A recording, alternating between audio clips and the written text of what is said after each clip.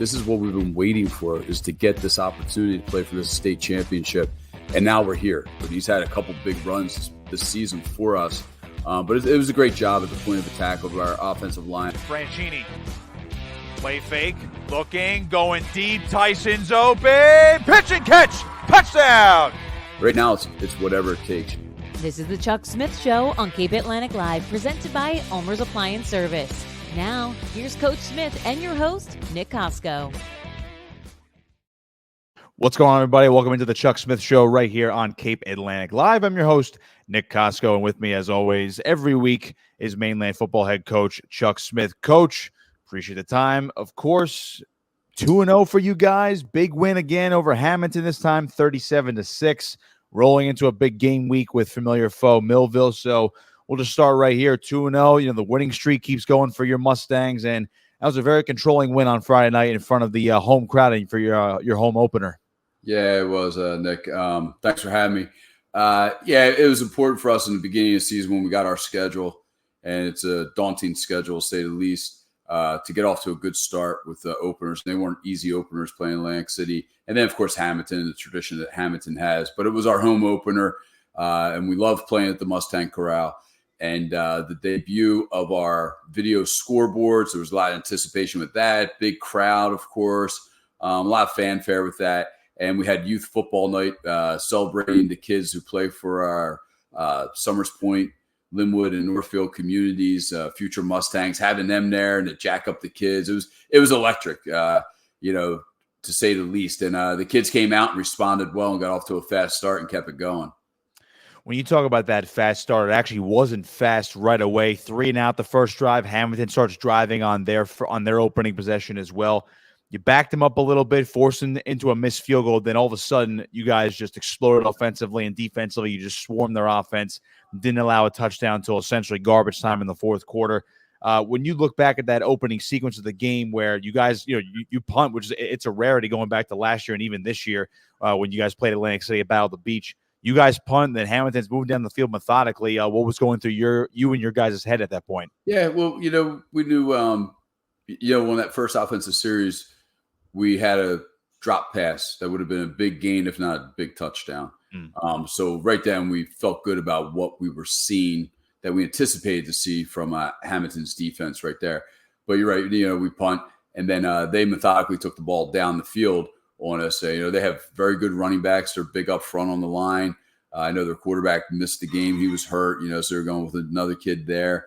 But they're, watching the running backs in the preseason and in their first game, they ran tough. They're tough kids. We knew we'd have our hands full there. But, we kind of bent a little bit, gave them a field goal attempt, and that was it, really. Defense clamped down after that. The offense made some really big plays. And we got on a roll and had a nice lead by halftime. When you talk about that lead that you built up at halftime, it started with John Franchini really airing it out. And I said it last week, I believe, after you guys beat Atlantic City. It already seems like he's got more zip on the ball, more air underneath the football. And again, you lose a guy like Jamie Tyson to college, going to Villanova this year. Jake Blum, pretty logical replacement, it seems like so far. 3 touchdowns. Those guys really hooked up. And you did that aforementioned drop. Franchini looked at him on that first drive, didn't reel it in, went right back to him, and they connected 3 total times for big touchdowns of at least 50-plus yards. Just talk about that connection a little bit and how it just seems like it's been seamless from training camp and all the way in through the first 2 games here. Yeah, the 2 of them have been friends for a very long time.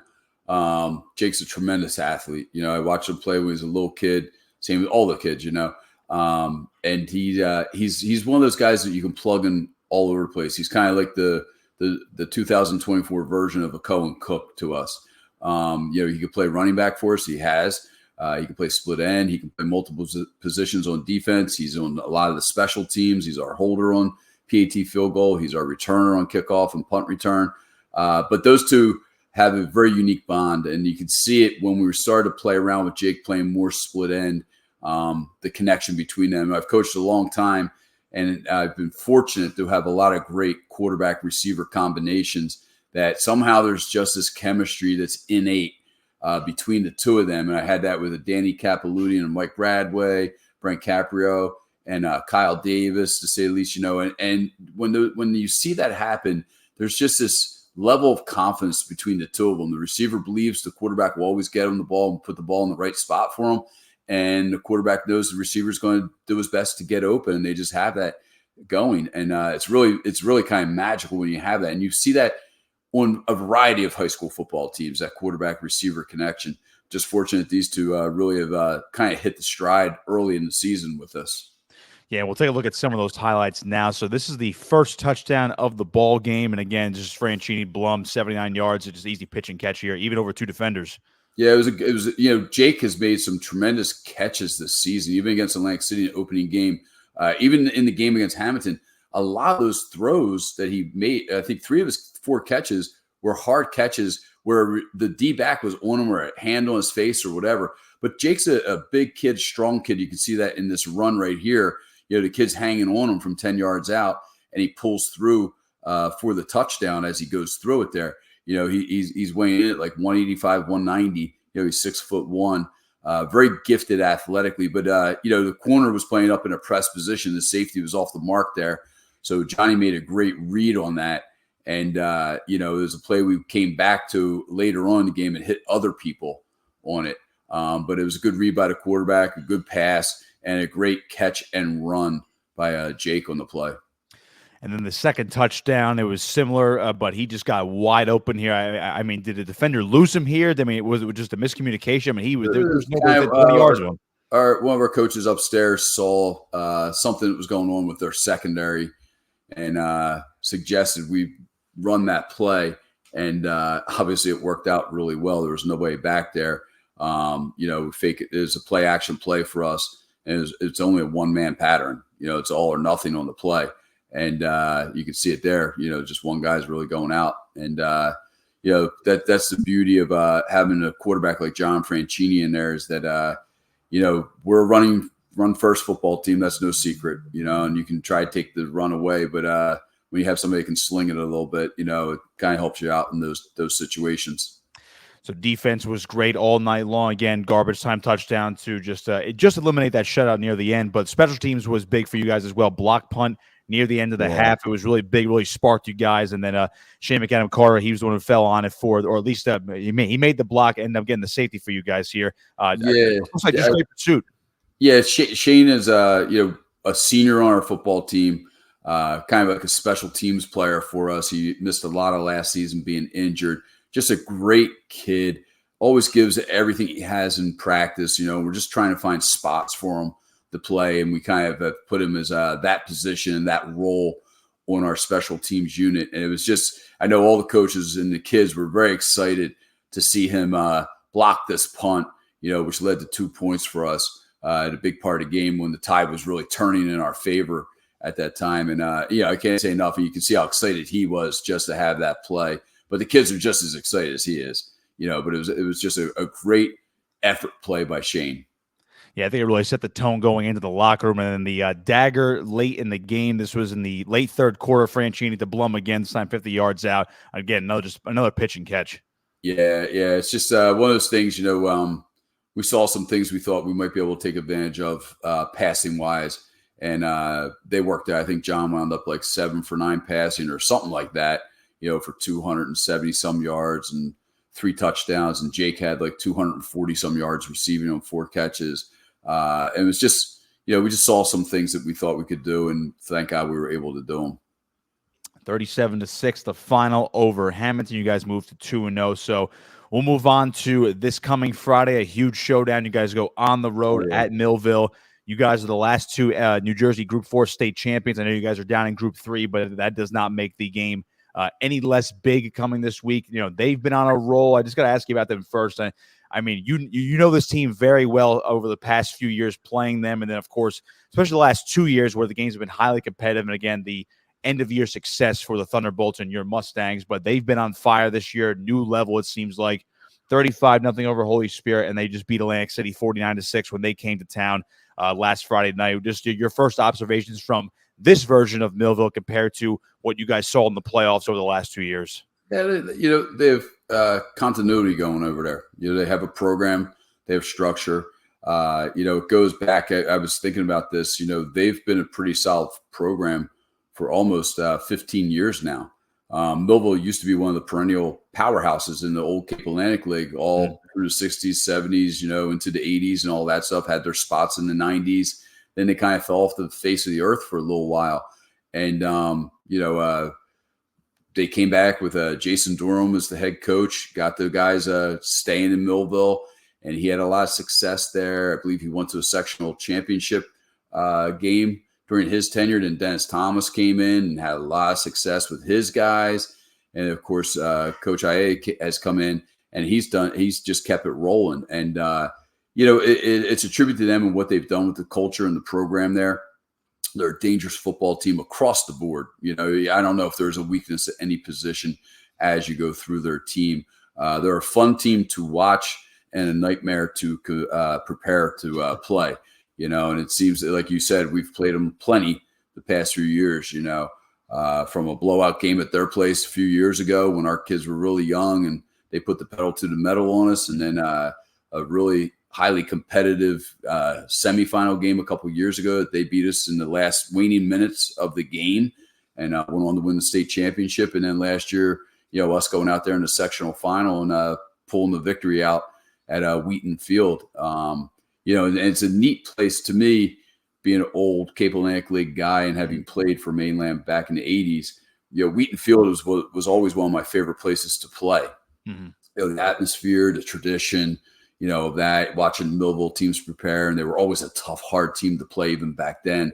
And to see what they've done with that facility now with the brand new turf and the track and the fencing around and the press box. I mean, it's just wow. I mean, it's truly one of the best places to play a high school football game. But that's been because of what they've done. They're an attraction now as a South Jersey powerhouse, and they've been able to maintain that. And they're like a team. We've been fortunate to play these games, and we're excited to play this game this week because of just what has happened in the past with us. And in the off season, before the new groupings came out, you're thinking to yourself, hey, we're in the same division, along with the Winslow, another Group 4 powerhouse team that we played in the semifinals last year. And you're going to play them in the regular season, and you probably have a chance to play them in the postseason, if things work out. And now this is the only time we're going to play them, and it's a division game. And one of our goals for our team is to win the division. And so it has a lot of still a lot of meaning to it, and our kids are really excited to go out there and play this week. They really, truly are excited. It's great to go against great teams, because it shows where you are, win or lose, right? It shows where you stand, and win or lose, it also prepares you for whatever's coming down the road, the next games, which are all tough. Or the postseason, because I truly believe, the teams in our division are some of the best teams in all of South Jersey, overall. And that's not a knock on anybody. But if you look at who's in our division, man, they're all in the top 10, so there's no break week in and week out. But this Millville team, I think their teams change year to year just based on personnel.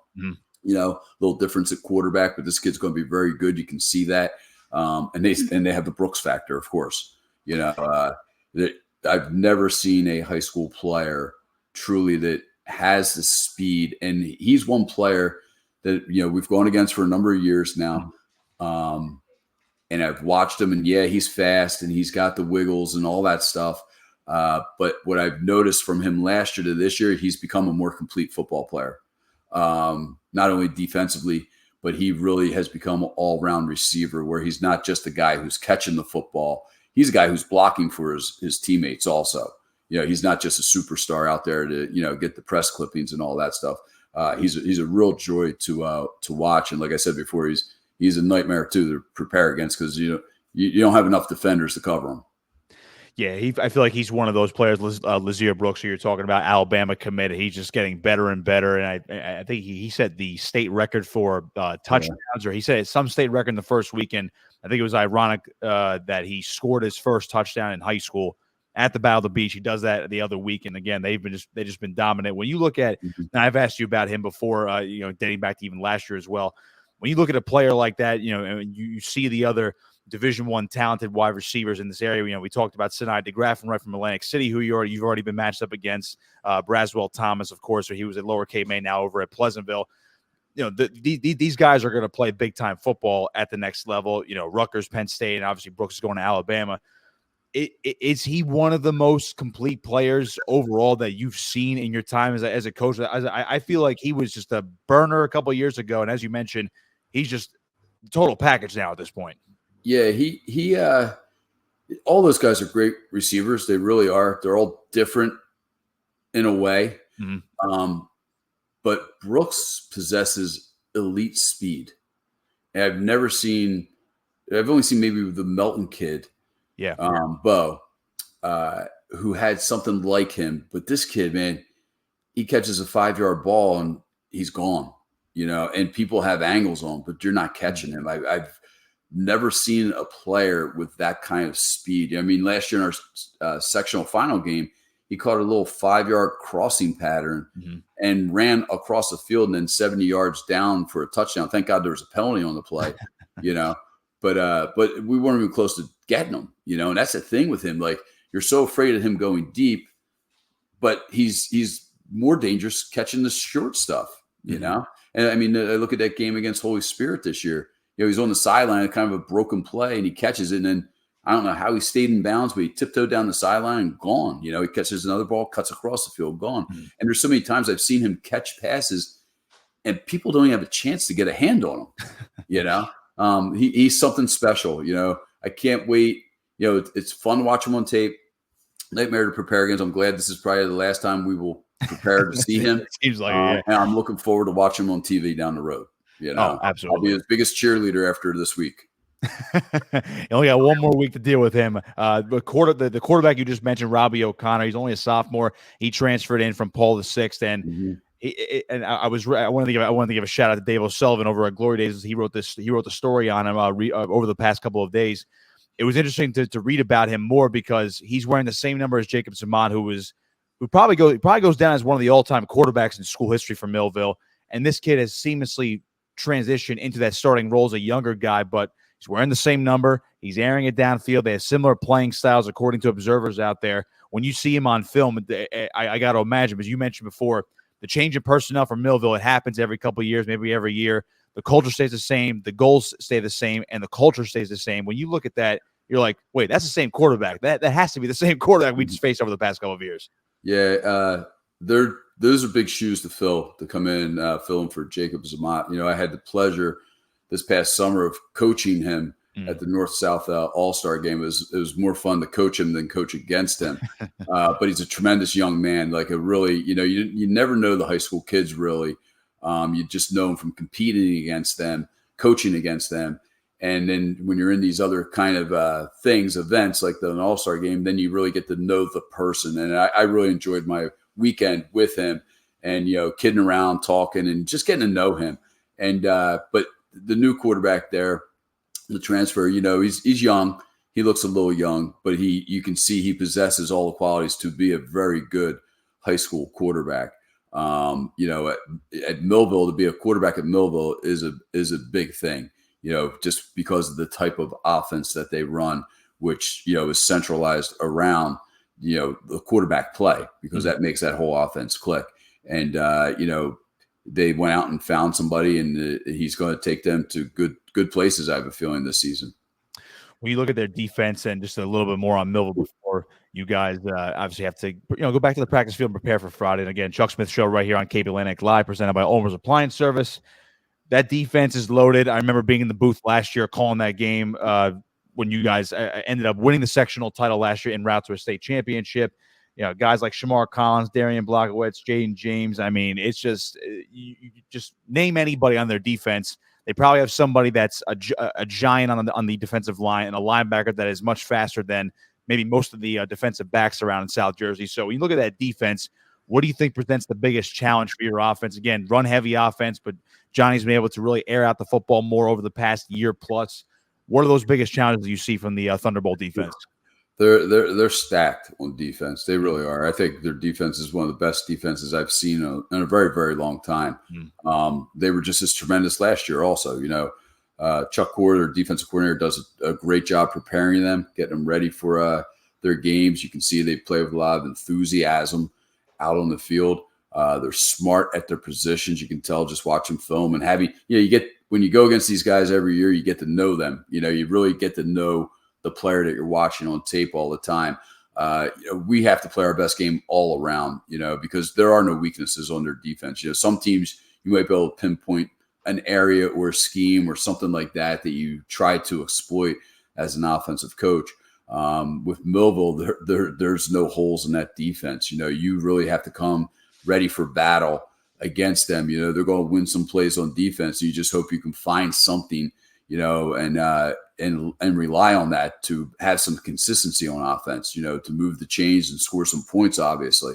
We have to be at our best, blocking, catching, running the football, taking care of the football, because they create a lot of turnovers too. Last year, I remember it seemed like they were scoring like just under what their offense was scoring. They scored too many defensive touchdowns. But they're a complete team, and you go to their special teams, their punt game and their kickoff game. They're solid. They're a solid high school football program. So I'll leave you here with this one, Coach. And again, appreciate your time. And, again, before I even say good luck on Friday, the anticipation for this one, I think, is very high. Again, you mentioned the division that you guys are in this year. You have opponents like Cherokee and St. Augustine Prep coming up in the next couple of weeks before ultimately playing your rivals. And again, just a loaded schedule. And then, you already mentioned Winslow, and then, of course, Delsey to end the season as well. So, again, you look at a loaded schedule. But this is the one I believe a lot of people circled when they talked about the teams coming back in 2024. As I mentioned at the top of the show, you guys are the last two Group 4 state champions, and you're from the same old school conference in the Cape Atlantic League before you guys, of course, with West Jersey. The anticipation for this game and going back to that field where it all went down last year, where, this is a familiar face. When you look at this team in this game, do you feel a different buzz with your team around the school community? Do you feel it's a little bit different for a Week 3 game compared to what it normally would be? Yeah, to a degree, because playoffs mean everything. Win or lose, it's win or go home. So there's always that aspect to the feel of the game. But you look at the last 2 years. Both teams have been the state champs. I truly believe both of those years, whoever won that game between us, and that's not a knock on anybody else, it really isn't, was going to be the state. I said that when I walked in the locker room 2 years ago. I said to our coaches staff, I said, whoever wins this game today is going to be the state champ, I believe. And Millville wound up winning it. They beat us, and then they won the state championship. And I felt the same way last year. I thought we were the two best teams in Group 4, from coming here. And that's not a knock on North Jersey, but I'll take the South Jersey teams over North Jersey. And I said the same thing. I think whoever wins this game, eventually could be the state champion, and panned out, thank God for us. I know both teams are highly, regarded this year. It's early in the season, so you're still trying to figure out who you are to a degree. That always happens in the beginning of the season. You think you're one thing and maybe you become something else. But there's still a lot of anticipation for this game on our end because of the past experiences with this team. The closeness of the games. And we know they're going to be ready for us this year. We go to their place last year and win the sectional title, and take their chances of winning a second state championship away from them. So we know they're gunning just the same way we were the year before. We thought we were a better team the year before, and we let that game slip away, and we didn't have a chance, So we know the feeling on the other side and what they're going to bring to it, and we have to be ready right from the get-go, because I know they're out for revenge from last year. We know that. And our kids, we've prepared them for that. We're preparing for that all week long to be ready. And we're getting ready to go in there and have a heavyweight fight. Millville region champs in 21, state champs in 22, and runner-ups in the sectional last year to you guys in 2023. And 2024 is going to be another great chapter in this rivalry, particularly over the last 3 years. So, Coach, looking forward to it. Good luck on Friday. And again, appreciate your time joining the show. And we'll talk next week to recap it all. Thanks, Nick, and I appreciate everything you and Matt do for high school football. Appreciate it. Appreciate it, Coach. It's the Chuck Smith Show right here on Cape Atlantic Live, presented by Ulmer's Appliance Service.